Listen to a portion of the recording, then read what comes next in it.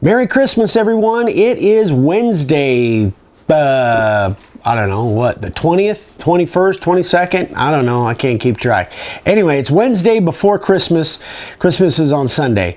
So hope everybody's having a good week. I actually got two really good questions and a little bit, kind of a little demo to do as well. So I want to jump right into this. But again, thank you everyone for the well wishes and the Merry Christmases. And I guess that's it. Let's just jump into it and get this done for you guys. All right. So Glenn Fournier actually commented on the YouTube newsletter, our newsletter 197. I think it was 197, about the sanding sealer on the pine. And I had mentioned in that video that as soon as I get the pine back to the property, I get the sanding sealer on it like immediately, within an hour. I don't want it sitting around. Glenn asked, my question is, you said you apply the sanding sealer as soon as you get the boards home so that you're not concerned about the moisture home. So are you not concerned about the moisture content? Won't the sealer prevent the board from drying to the point you like? Really good question. But here's the deal. Here is a piece of that select pine that I use, and this has got the sanding sealer on it. This is just a piece I trimmed off for another sign I made. But I've never bought a piece of this, and I've done it several different times. And you know, once you've done it for a while, guys, you'll be able to pick up a board and almost tell within a few percentages of how wet the board is. But I know when I pick this stuff up that it's pretty dry. But just as an example, here's our moisture meter, and this is just one we got, I don't know, years and years ago at Harbor Freight. It's probably a $20 or $30 item, maybe even less, from Harbor Freight.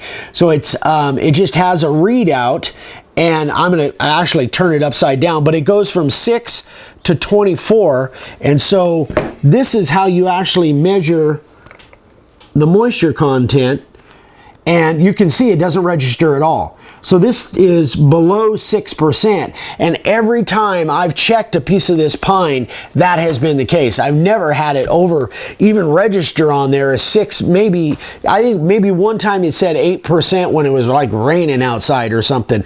But I just don't worry about the moisture content on this pine. Now, I certainly would not do that with the cedar, but I don't put sanding sealer on my cedar anyway, because it doesn't have a bleeding aspect that the pine does. But that's a really good question. Nobody really asked that before. So thank you, Glenn, for helping me clear that up, you know, so in case some of you had that question. But anyway, the pine just doesn't come wet. It's already dry when I get it, so I don't ever worry about that. But I do check it periodically. Wow, I had that off. I didn't do that with that on. Maybe I better do this again just to make sure. Yeah, see how it, oh, I'm sorry. See how it blinks when it first comes on, and then it registered where it is, and again, it's less than 6%. So you can do this on the edge or the end. I don't do it on either one of the front or back surfaces. But anyway, yeah, I just never worry about that pine because it's always dry when I get it. All right, so moving on. Second question. And this is actually comes from Jack Durning. This is just from the other day. I shipped a sign that had sat for 2 days. I wrapped it in wrapping paper, not Christmas type, and the lady just emailed me that it stuck. Do you have any suggestions on how to get it off? Should she use lacquer thinner and just dab it on and try to scrape it, and then with a sharp object?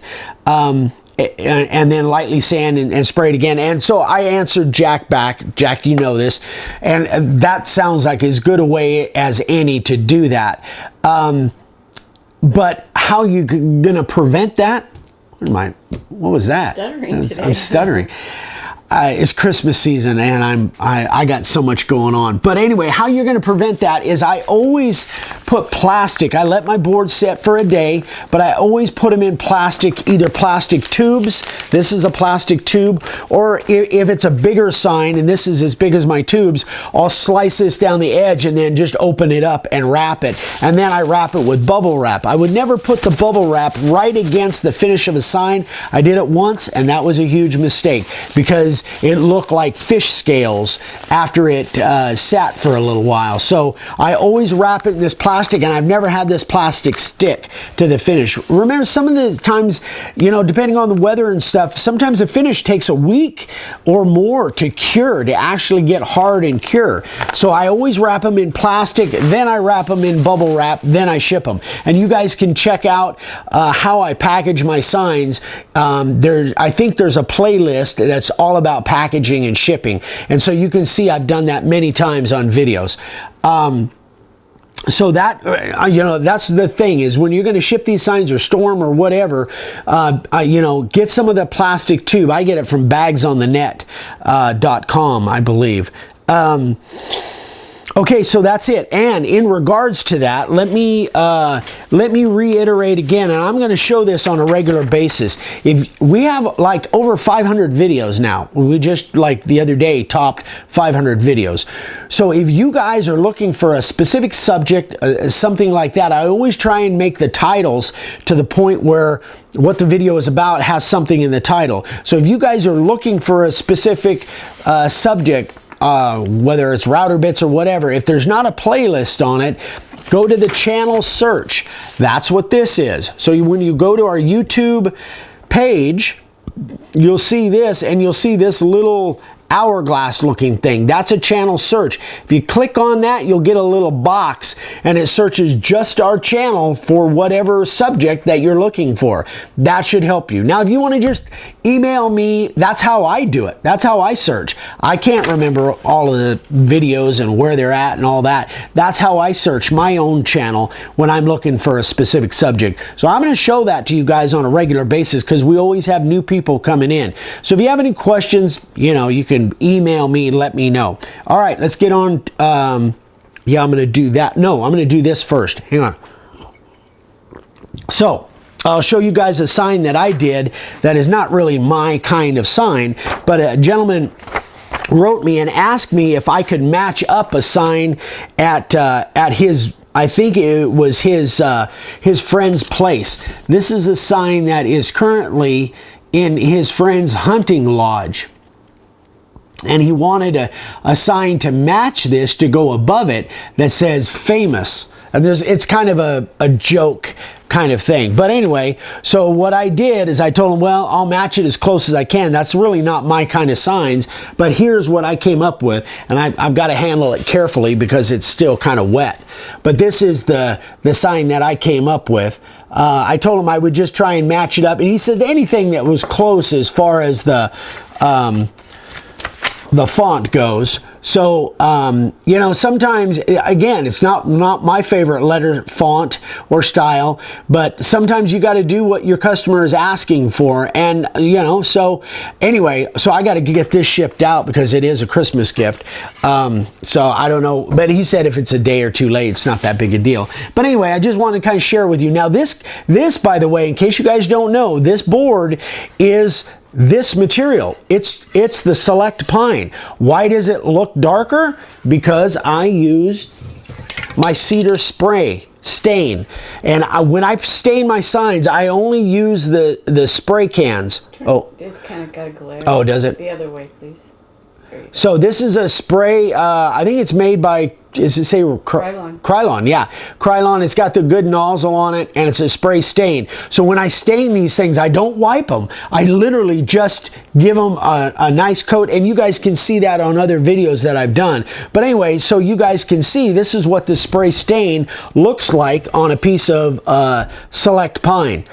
And I ask my customers, many times I ask my customers, do you like a lighter color board or do you want a darker color board? If they want a darker color board and I'm not going to use redwood, I'm going to use pine, then I put this stain on it, put it on there, let it dry for a few hours, then put my clear on, I'm good to go. So anyway, I'll be shipping that out. All right, so, man, I got stuff everywhere. You need more coffee. You don't I think this is my third cup, which is unusual for me. Yeah. All right, so sign carvers of the day. We got a couple really cool ones, holiday themed kind of things.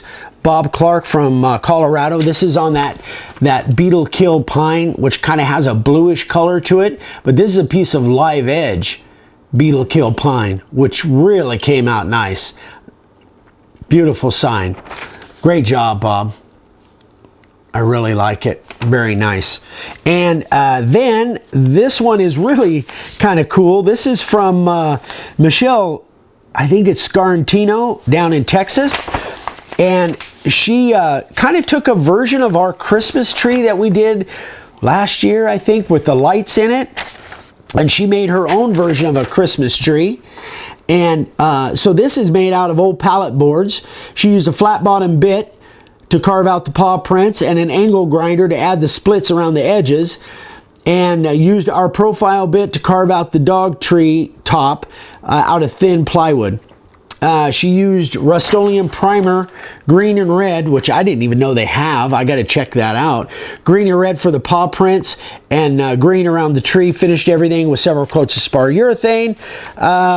And then use the little mini battery lights in the back. So this is what it looks like when it's all lit up, which is really cool. So she just drilled those holes and inserted them from the back with a little, those little pin lights, and came out really good. Congratulations, Michelle. Great job. The ladies are so creative. Normally they put us to shame. Anyway, all right, so I said the other day on Monday's video that we would talk about a different schedule for our videos. We're still going to have videos Monday, Wednesday, Friday. On Friday, we normally do demos, but this Friday coming up, 2 days from now, I'm going to do another coffee and questions, and I'm going to do the same thing the following Friday. It allows us a little bit more free time, guys, so we can kind of regroup and do everything. We give you guys lots of stuff, so I hope that's all right. But keep those questions coming. Let us know if there's anything that we can help with. So again, Monday, Wednesday, Friday, three coffee and question segments every week for this week and next week, and then back to the regular schedule in January. Am I stumbling? Am I stumbling, bumbling? All right, guys, this is going along, and I think I'm done with the coffee for today.